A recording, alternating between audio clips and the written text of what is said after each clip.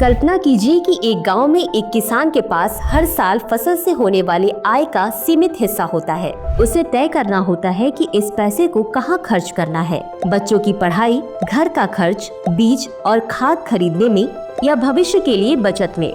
अगर रामू इस पैसे को समझदारी से खर्च नहीं करेगा तो उसकी जिंदगी पर बड़ा असर पड़ सकता है। इसी तरह सरकार भी अपने बजट के माध्यम से देश की प्राथमिकताओं को तय करती है ताकि हर क्षेत्र में संतुलन बनाया जा सके और देश का विकास हो।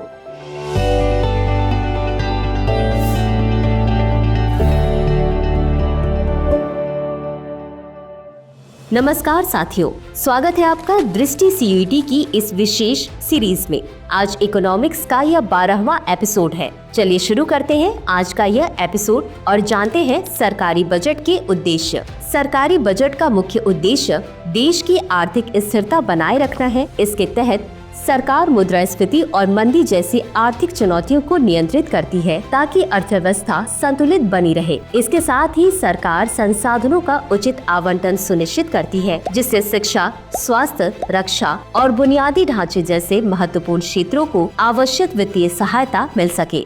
बजट का एक महत्वपूर्ण लक्ष्य आर्थिक असमानता को कम करना भी है। इसके लिए सरकार गरीब और कमजोर वर्गों के लिए विशेष कल्याणकारी योजनाएं चलाती है जिससे समाज में संतुलन बना रहे।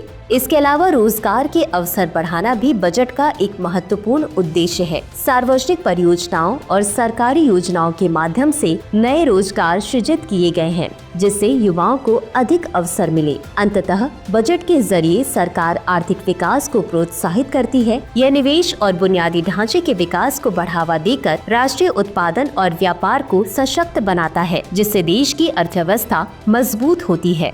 चलिए अब जानते हैं सरकारी बजट के घटक आय और व्यय का वर्गीकरण। सरकार की वित्तीय प्रणाली में आय और व्यय का वर्गीकरण महत्वपूर्ण भूमिका निभाता है। सरकार अपनी आय विभिन्न स्रोतों से अर्जित करती है और इसे देश के विकास व प्रशासनिक कार्यों में खर्च करती है। आय का वर्गीकरण। सरकार को प्राप्त होने वाली आय मुख्य रूप से दो भागों में विभाजित की जाती है। राजस्व आय, यह सरकार को मिलने वाली नियमित आय होती है जो किसी दायित्व का निर्माण नहीं करती और जिसे सरकार को वापस चुकाने की जरूरत नहीं होती है। उदाहरण, कर आधारित आय, ब्याज से प्राप्त आय, सरकारी सेवाओं के शुल्क आदि।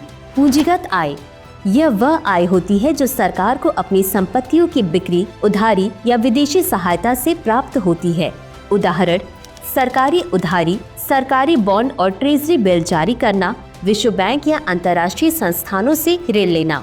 संपत्तियों की बिक्री, सरकारी भूमि या कंपनियों का विनिवेश। व्यय का वर्गीकरण।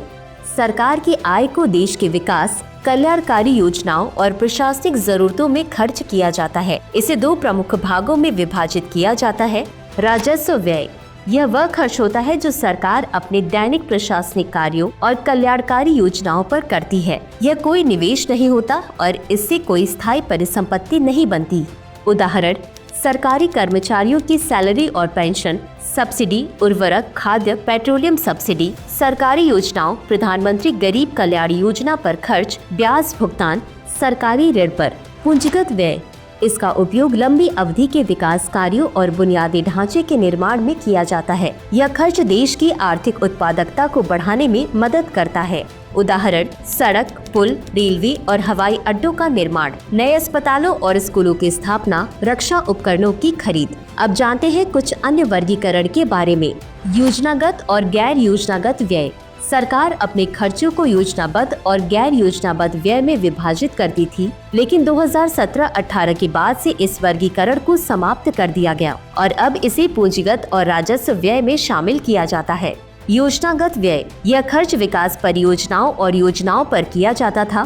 सरकार द्वारा लागू की गई 5 वर्षीय योजनाओं के अंतर्गत आने वाले सभी खर्च इसमें शामिल होते थे, जैसे ग्रामीण विकास योजनाएं, सिंचाई परियोजनाएं आदि। गैर योजना व्यय, यह खर्च सरकारी प्रशासन, रक्षा और ऋण भुगतान जैसी जरूरतों के लिए होता था। इसमें उन खर्चों को शामिल किया जाता था जो सरकार को नियमित रूप से करने होते थे, भले ही वे किसी योजना का हिस्सा न हो। उदाहरण के लिए रक्षा क्षेत्र पर होने वाला खर्च, सरकारी कर्मचारियों की वेतन और पेंशन आदि। चलिए अब जानते हैं विकासात्मक और गैर विकासात्मक व्यय के बारे में। सरकार अपने व्यय को इस आधार पर भी विभाजित करती है कि वह आर्थिक विकास को कितना प्रभावित करता है। विकासात्मक व्यय, इस व्यय का उपयोग उत्पादन क्षमता को बढ़ाने और बुनियादी ढांचे के विकास में किया जाता है। यह प्रत्यक्ष रूप से देश की आर्थिक वृद्धि और लोगों की भलाई से जुड़ा होता है। उदाहरण, सड़कें, पुल, रेलवे और बिजली परियोजनाएं, कृषि क्षेत्र में निवेश, औद्योगिक और सेवा क्षेत्र का विकास। गैर विकासात्मक व्यय, यह व्यय आर्थिक विकास में सीधे योगदान नहीं करता,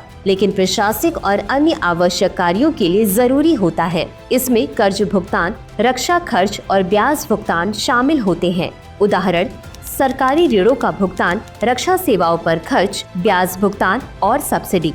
तो चलिए अंत में देखते हैं आज के अभ्यास प्रश्न को। विकासात्मक व्यय का उद्देश्य क्या है?